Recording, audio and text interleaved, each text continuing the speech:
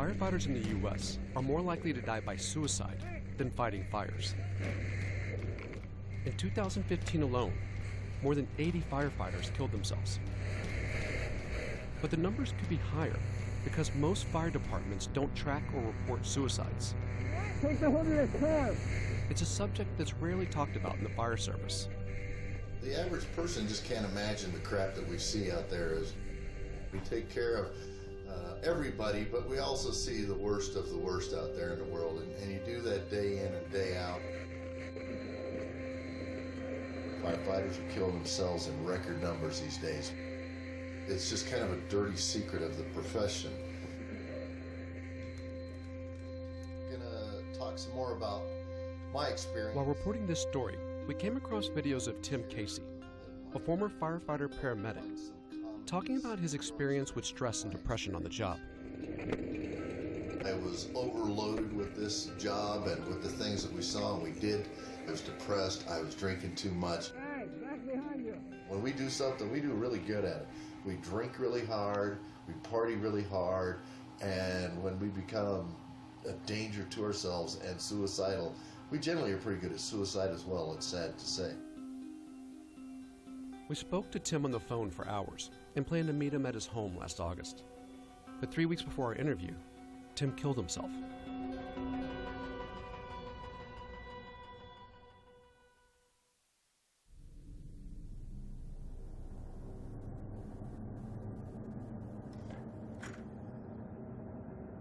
Teresa Evans was Tim's fiancée.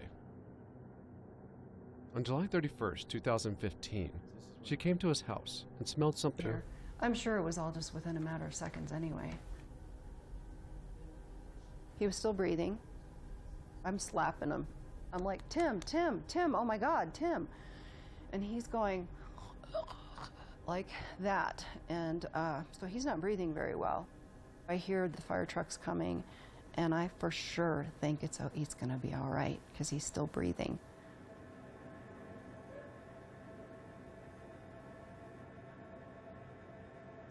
Tim was 57 years old.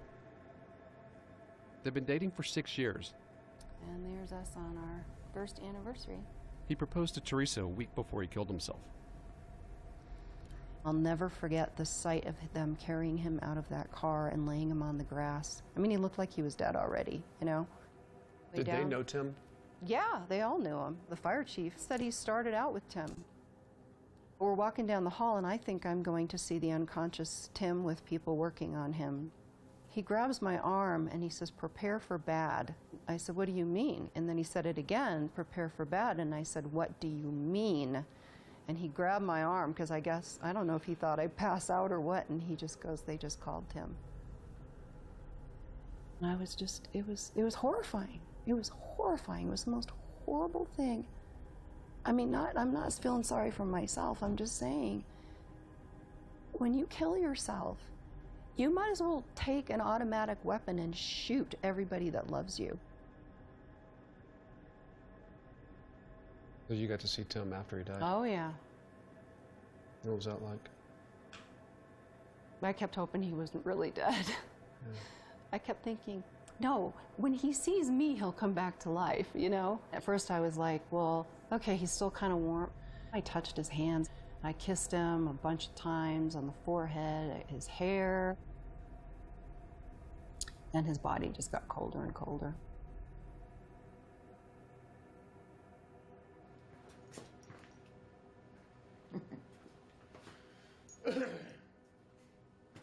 Oh.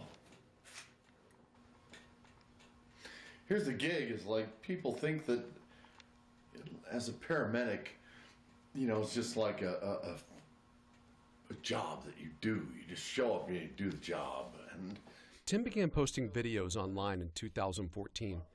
He wanted to reach out to other firefighters dealing with trauma and depression and to unload his memories of the job. Today I wanted to talk about the build-up towards suicide. I had been on a string of what we like to call in the fire service confirmed kills. And I was, you know, as we say euphemistically, I was killing everybody that I was treating. And we laugh about it, we joke about it, and then that relieves some of the stress. But in truth, it was wearing on me. It's like, you know, it's like, God, we watch so many people die firsthand anyways, and then it's like not to get, you know, a save. There's one save in the course of a month or two where you really actually save somebody and they just die and die and die on you, and your crew rags and rags and rags on you. It can build up. He was suffering. Eric Miller was one of Tim's closest friends. They met at work, often responding to emergency calls together. My name's Tim Casey. Tim had been a firefighter in Colorado Springs for 31 years. Over that time, the nature of firefighting changed. Almost 80% of the calls now are medical, and those can be some of the most traumatic for firefighters. I remember one guy in particular. Firefighters' memories for weeks, months, and sometimes even years. You know, I had parents discover children, you know, 15-year-old hung herself in the garage and mom and dad got home, and when they opened the garage door, the first thing they saw was her. When you leave that bad run and you come back here, how do you deal with it? You don't. You're on to the next run because there's always one more call. We don't get to take time off. You don't get to say, oh, I'm sorry, I don't want to go on the next one because this was really a crappy day. This was really a crappy call for me. People see these things on television, the disasters, just recently, the family shootings, all of these things. And any time that there's one of those incidents that happen anywhere in the world, there's a firefighter, a paramedic, kind of that hidden element that's involved in all of these that has to deal with the aftermath of somebody else's choices. People think that we as paramedics, that we can just like fix everything. This is probably the most haunting video of them all, as far as of the ones I've seen.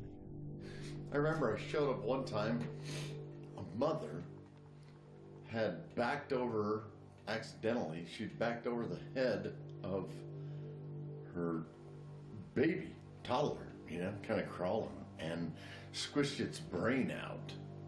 And we showed up on the fire engine, and she handed me a baby with its brain coming out, and the baby was still breathing, and said, "Save my baby." And I didn't save the baby. I mean, obviously it died. The shit we see, God.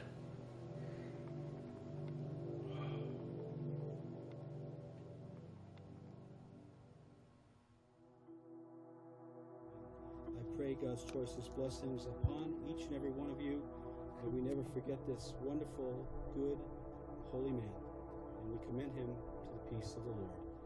Amen. Tim, we talked about suicide on many occasions. He's the only one that was able to articulate to me the darkness and despondency that's there. I wish that I could have helped my friend. At Tim's memorial service, it was easy to see that his work was the center of his life. His friends in the fire service came out in full force to say goodbye. His death wasn't the only one to hit this community. West Metro in the last year has lost 2 to 3 firefighters, and that recently in the last 6 months, Denver Health lost a firefighter, or a paramedic to suicide. It's a hidden epidemic. Tim was very passionate about this issue.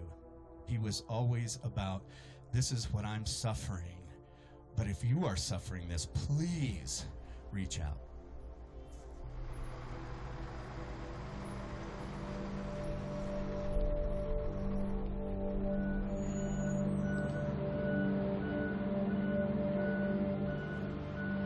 Ian McQueen is just the type of firefighter that Tim Casey hoped to reach out to. When he was 32, Ian considered killing himself. The closest I got was sitting in my truck, coming home from work, sitting in the driveway, gun in hand, in tears, just begging for a reason to do it. It was never this thing of, I want to kill myself. It had nothing to do with that. It had everything to do with, I don't know how to win this fight. I don't know what to do, but I know how to end this fight. After 4 years as a firefighter, Ian was diagnosed with post-traumatic stress disorder, triggered by a call he responded to in which a 12-year-old boy tried to kill himself.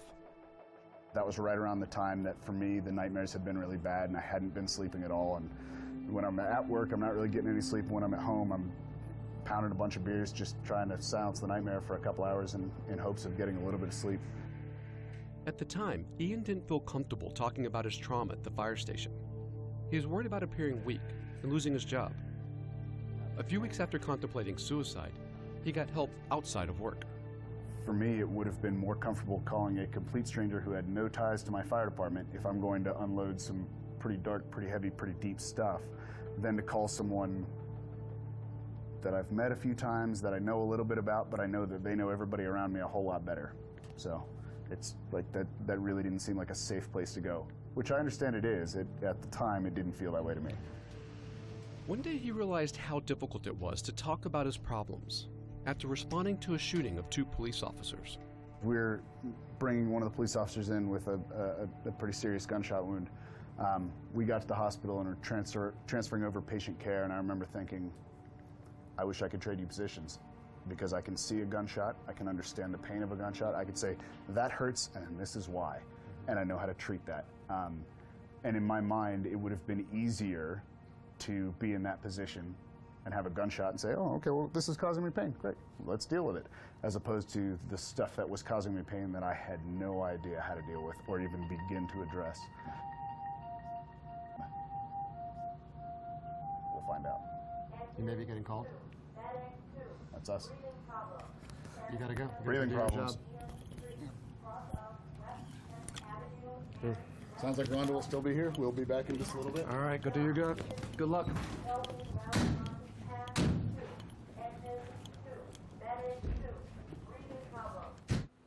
I'm leaps and bounds further in the recovery process than I was 7 months ago. I still have a long way to go, but I've now been through my personal treatment and counseling sessions and stuff that I went through. I'm not 100% yet, but I'm getting there.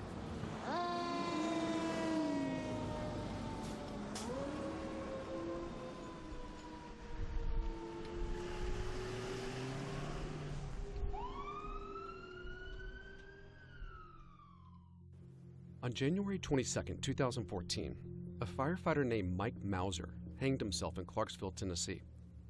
He was 49 years old. Mike had been working as a firefighter for more than 30 years. How did you find out what happened? I was sitting in the bedroom with my laptop, and I heard Eric coming from work like he does every day. And he yelled, "Your cousin's here." I looked at their faces and I said, "Someone died." And they go, "Yeah." And I go, "It was my dad." And they go, "Yeah." And I said, "And he killed himself." And they go, "Yeah." I sat down on the floor and I was crying and I said, "Daddy, what did you do?" Mike was one of 81 firefighters who killed themselves that year. I think that there was an element of PTSD for him.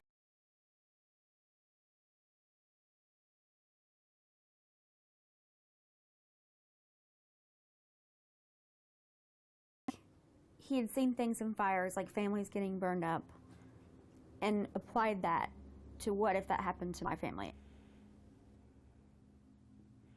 Could you have known what was going to happen with your father?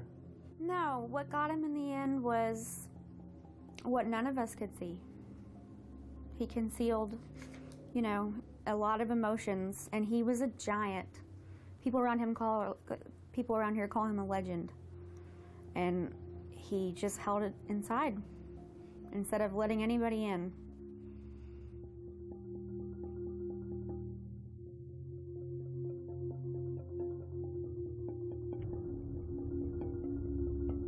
Mike was well known among firefighters here. He used to train them all across Kentucky, including members of this firehouse in Crescent Springs. They invited us to attend one of their regular training sessions. Firefighting is a dangerous job. We get into places all the time, things happen. Some of them are expected and some of them are unexpected. The unexpected stuff is the things that usually get us into trouble. What are some of the unexpected things that can happen in a structure while we're firefighting? Collapse. What's another one? Entanglement. Entanglement. Getting lost. Getting lost. These sorts of training sessions are an important part of the job. During their careers, firefighters will spend thousands of hours learning how to best fight fires and save lives. There are certainly common things in most house fires that you could expect. It's interesting to watch a class where you're talking about saving other firefighters who are in crisis. If the numbers were to say that you're way more likely to lose a firefighter to suicide than to a fire collapse like this, would you spend as much time training and thinking about how to save that firefighter? Well, yes, I think we would. And I think that that is a growing information base that we're getting. I'm curious how much training you guys do to teach people what signs to look for in themselves for dealing with stress. Formal training, probably not very much. I don't know that we ever identified suicide. I think we had identified just general depression and things like that. As a firefighter, I think probably 75% of us are not going to, just admit the fact that I'm depressed. Are any of us guys going to sit here in the firehouse and cry out for help to our buddy who we works at? No, you don't do it. Everybody in this industry thinks they know everything, they've done everything, they've seen everything.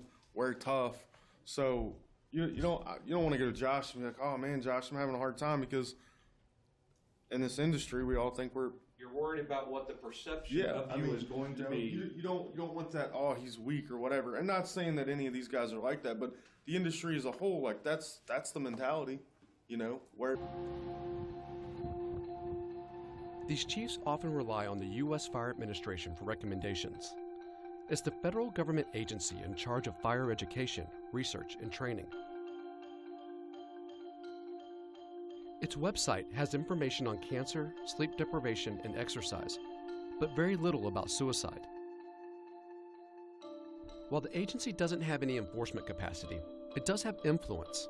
It runs the National Fire Academy, makes recommendations on safety, and tracks the number of firefighters killed on the job, but not those who've killed themselves. Tom Olshansky is a spokesperson for the U.S. Fire Administration. We called him to request an interview. But when we spoke to him on the phone, he said he had, quote, nothing to say about suicide. When we asked him why the USFA wasn't collecting data on the issue, he became angry and said, "You can call me a jackass in your piece." He declined to speak with us on camera.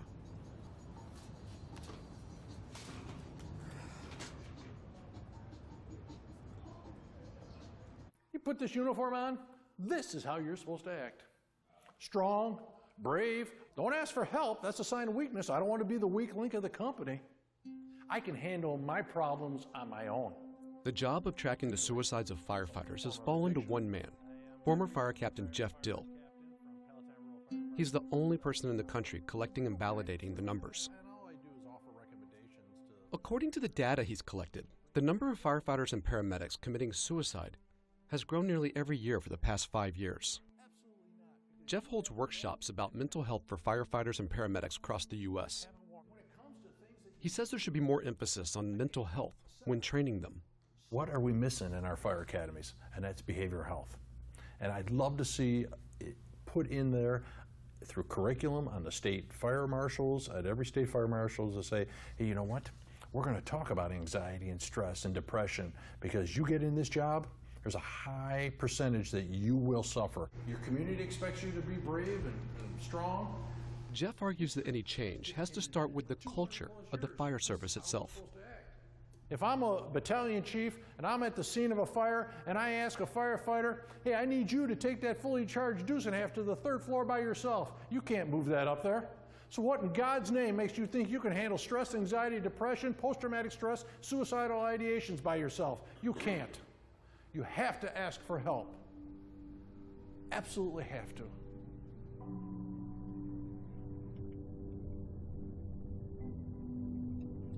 In the fire service, there's not just a stigma around asking for help, but about suicide itself. National memorials for firefighters, like this one, don't honor those who commit suicide. Their names are not included. We met Tim Casey's brother, Sean, at a memorial for out there that gave their service unconditionally for however many years they gave it. And then when they died, all of a sudden, their death is conditional on how they'll be remembered. So here's 2015. Over 80 firemen who've taken their own lives this year. How many names are here? 25 maybe? Those names are not included on this list. Yeah. Why? Why? It would be nice to know that his name was down here just because it deserves to be here. Who's going to argue with me that it doesn't? I'd like to have that argument. Just because he retired didn't mean all those memories and all those horror pictures that play over and over again in his mind stopped the day he retired. They didn't. And that's what ultimately drove him to take his own life.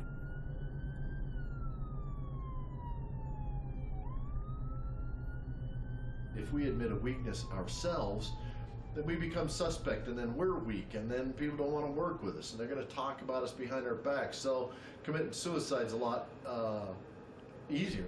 Quite frankly, it's easier to commit suicide.